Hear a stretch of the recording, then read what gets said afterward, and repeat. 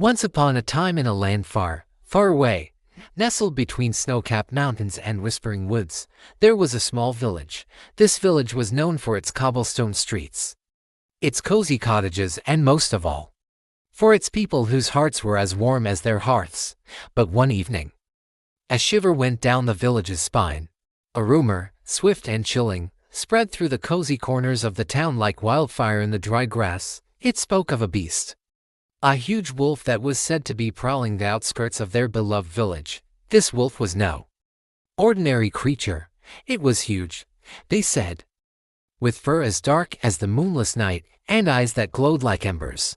It had been lurking in the shadows, attacking the villagers' animals and leaving a bloody trail in its wake, as dusk painted the sky in hues of orange and purple. The people of the village would lock themselves indoors, their faces pale with worry. Even the bravest of hunters, those who had roamed the forests for countless seasons, now hesitated to venture out, especially as the sun dipped below the horizon. Fear became their companion, and the once lively evenings were filled with hushed whispers and nervous glances. But amidst this wave of fear, there was a boy named Kai. He was only 12 years old, his face still bearing the innocence of youth. Yet his heart was as big as the midday sun, and his spirit was as untamed as the wind. He couldn't stand seeing the terror etched on his family's faces or hearing the tremble in their voices when they spoke of the wolf.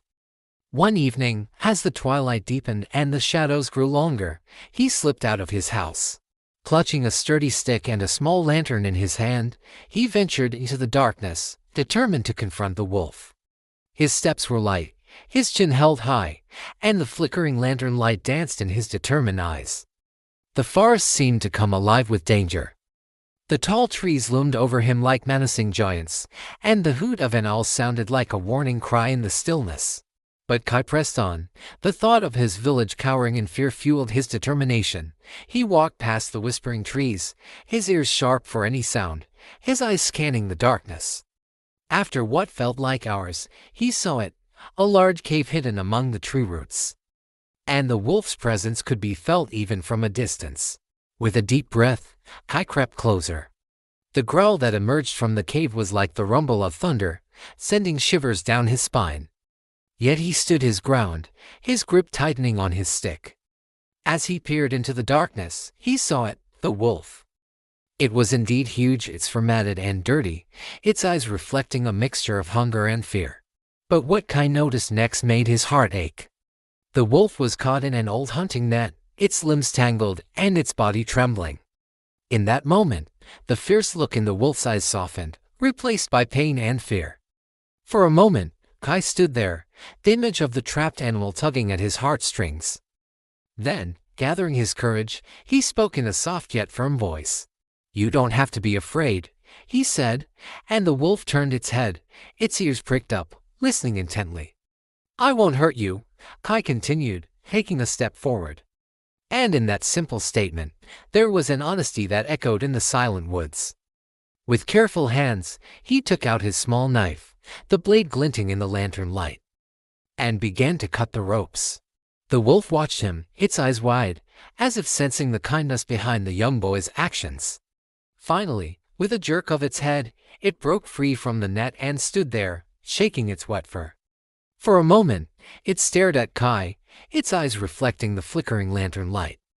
Then, as if understanding dawned on its noble face, it turned and disappeared into the dark woods. The next morning, the villagers awoke to a world transformed. The sun shone a little brighter, the birds sang a little sweeter, and most importantly, there were no signs of the wolf. News of the beast's disappearance spread like wildfire, bringing with it a wave of relief and gratitude. And so the legend of Kai, the brave boy who freed the wolf, echoed through the ages.